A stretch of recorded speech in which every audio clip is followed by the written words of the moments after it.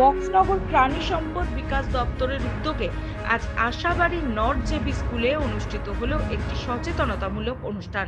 সকাল 11:30টায় এই অনুষ্ঠান শুরু হয়।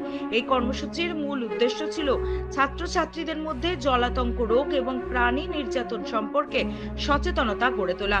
অনুষ্ঠানে উপস্থিত ছিলেন আশাবাড়ি গ্রাম পঞ্চায়েতের প্রধান মিনারা বেগম, উপপ্রধান আলামিন মিয়া হোসেন, প্রাণী সম্পদ বিকাশ দপ্তরের ভেটেরিনারি ডাক্তার সোলাঙ্কি দাস, বিজয় দাস, স্কুলের প্রধান শিক্ষক দুলাল মিয়া এবং অন্যান্য শিক্ষক শিক্ষিকাবৃন্দ।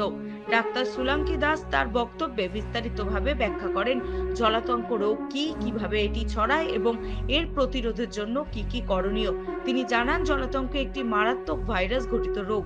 মূলত কুকুর, গরু, ছাগল, বানর ও বাদুড়ের আক্রান্ত প্রাণীরা সাধারণত প্রচুর লালা ঝরায়, সূর্যের আলো এড়িয়ে চলে, ছায়ায় লুকিয়ে থাকে এবং হঠাৎ আক্রমণাত্মক হয়ে ওঠে।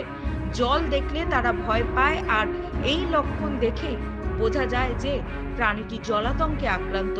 তিনি আরো বলেন, সময় মতো টিকা নেওয়া এবং সচেতনতা থাকা এই রোগ প্রতিরোধের সবচেয়ে কার্যকর উপায়। অনুষ্ঠানে প্রাণী নির্যাতনের বিষয়ে ছাত্রছাত্রীদের অবহিত করা হয়। বক্তারা বলেন, কুকুরকে মারধর করা, গরু ছাগলকে না খাইয়ে রাখা কিংবা গাড়িতে গাদাগাদি করে পরিবহনের ফলে তাদের মৃত্যু হলে তা প্রাণী নির্যাতনের আওতায় পড়ে এবং আইনের মাধ্যমে শাস্তিযোগ্য অপরাধ এই প্রাণী নির্যাতন। আয়োজকদের বক্তব্য, শিশুদের মানসিক বিকাশের পাশাপাশি পশু পাখির প্রতি মায়া, মমতা, স্নেহ ও ভালোবাসা গড়ে তোলার লক্ষ্যেই এই উদ্যোগ নেওয়া হয়েছে।